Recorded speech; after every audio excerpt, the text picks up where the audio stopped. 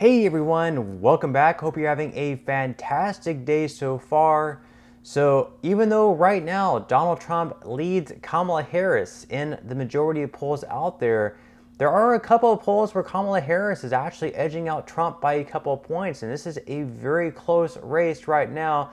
And we have a little bit less than 100 days until Election Day, but we're going to be going over some big ideas that Kamala Harris has for 2025 if she does in fact end up beating Donald Trump in the presidential election. We're going to be going over what those are. But before we go ahead and dive into the main content of today's video, if you wouldn't mind helping me out real quickly by just giving this video a like, that just helps out with the good old YouTube algorithm, and also consider subscribing to my channel if you have not already.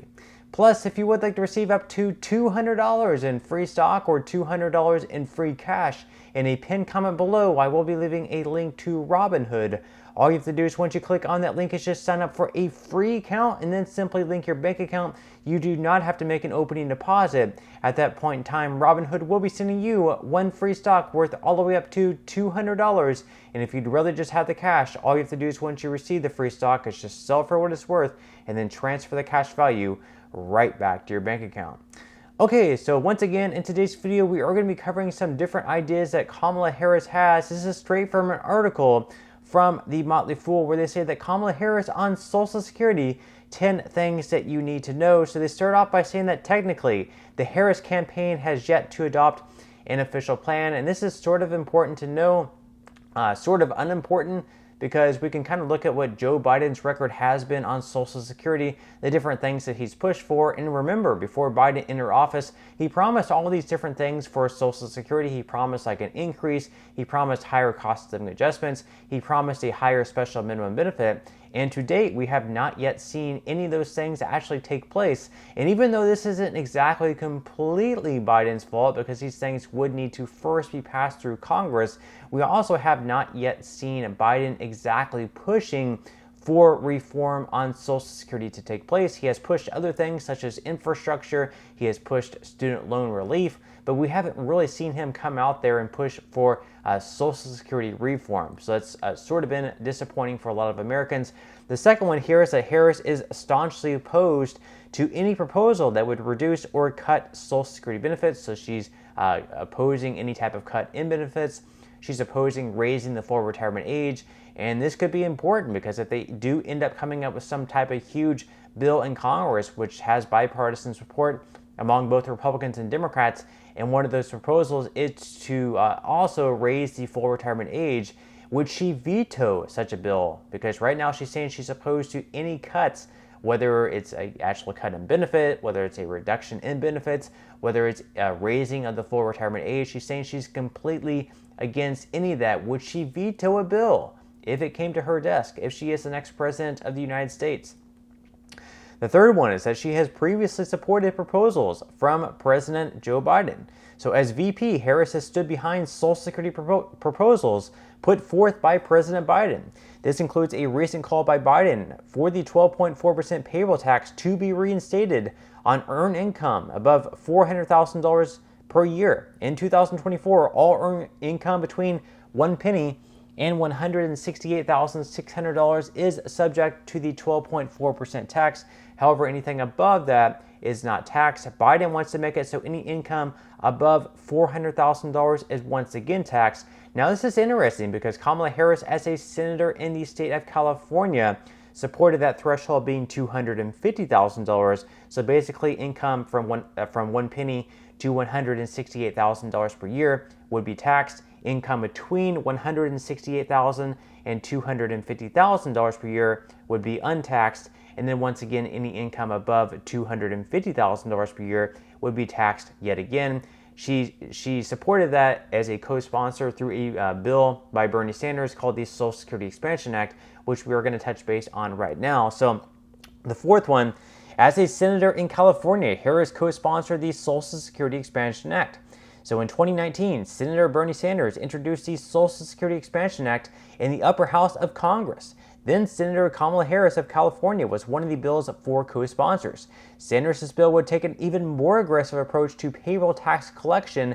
Instead of being reinstated on earned income above $400,000, the Social Security Expansion Act calls for the 12.4% payroll tax to recommence at $250,000 per year. So basically, she supported this bill that would be, the tax threshold would be $250K rather than $400K. Now, the 5th one is that she also favors a cost of living adjustment expansion for seniors. So right now they use something called the CPIW. There's another one out there called the CPIE. The CPIE is more for expenses that the elderly pay for, and generally that has been a little bit higher than the CPIW. Kamala Harris wants to change the COLA each and every year that takes place over to the CPIE rather than the CPIW. That's another thing that Joe Biden also supported, and also another thing that did not ever clear Congress, and another thing that I guess he did not push hard enough because he was able to get the infrastructure bill through. He was able to push for student loan relief, but he really did not come out that strongly and push for Social Security reform. Now, a 6th thing that we can look forward to is that current and new beneficiaries would enjoy a $200 per month benefit boost. This was yet another thing that was included in Bernie Sanders' Social Security Expansion Act, a $200 per month increase for everyone across the board receiving Social Security beneficiaries. Now, the 7th one is that Harris was aiming to increase the special minimum benefit. So right now, the special minimum benefit right now in this year in 2024 is $1,066.50. Kamala Harris would like to increase that to 25% above the federal poverty line, which would work out to an increase of right around $500 per month if you are right now receiving the special minimum benefit. Moving on to the 8th one, Harris would have the rich pay their fair share by ending the payroll tax loopholes. This is something that we've already discussed. Earlier on in today's video, you're only paying payroll tax on the first $166,000-ish that you earn. This year in 2024, she would end up bumping that up to where you would once again have to pay payroll tax on any income earned above $250,000 or $400,000 per year, and then you would have that donut hole between $166,000 and $250,000 or $400,000, where you would pay no payroll tax, and then once again you'd have to pay the payroll tax on any income earned above $250,000 or $400,000 per year.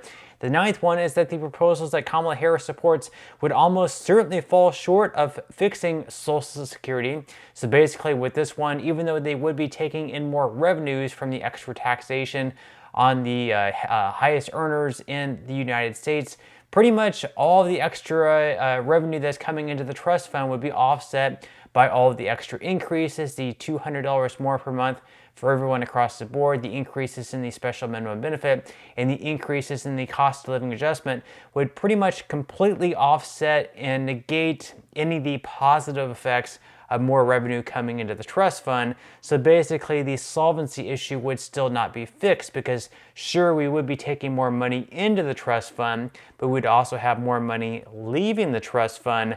So basically we would still run into the issue in maybe 5 more years, where once again we would have to have taxes raised or have a cut in benefits. Otherwise, we would have to have a cut across the board. And the 10th one, and this is probably the most important one, is that the likely Democratic presidential nominee would find little support in Congress for reform. So basically any idea that Donald Trump has, whether you like it or whether you hate it, or any idea that Kamala Harris has, whether you like it or whether you hate it, it would be very hard for them to get those ideas pushed through Congress and signed into law. Even though a bill is very easy to pass through the House of Representatives, where it just needs a simple majority, in the Senate, that's pretty much where bills go to die, because in the Senate, there are 100 senators, and for any bill to pass in the Senate, they need at least 60 senators to vote yes. And it's been a very long time since there have been 60 Republicans in the Senate, and a very long time since we've had 60 Democrats in the Senate. It is very rare. In most cases, we've had like 51 Democrats and 49 Republicans, or 53 Republicans and 47 Democrats. In those cases, they could have maybe 53 Republicans vote in favor of a bill, but if all 47 Democrats vote against it, the bill completely dies in the Senate. The 53 Republicans would need at least 7 Democrats also to vote in favor of the bill in order for it to pass, or vice versa. So any bill really to pass in Congress this year or next year or whenever years to come would need to be bipartisan. We would need to have at least some Republicans or at least some Democrats join the rest of the Democrats or Republicans for the bill to have any chance to reach the 60 vote threshold to pass. But with that said, I leave this video with one question for you guys. Do you trust more Kamala Harris with the future of Social Security, or do you trust Donald Trump more with the future of Social Security? Leave your answers in the comment section below. But that's all we have for today's video. I certainly hope you enjoyed and found value out of it. If you did, again, I would greatly appreciate if you could give this video a like. Consider subscribing to my channel if you have not already, and I will see you in the next video.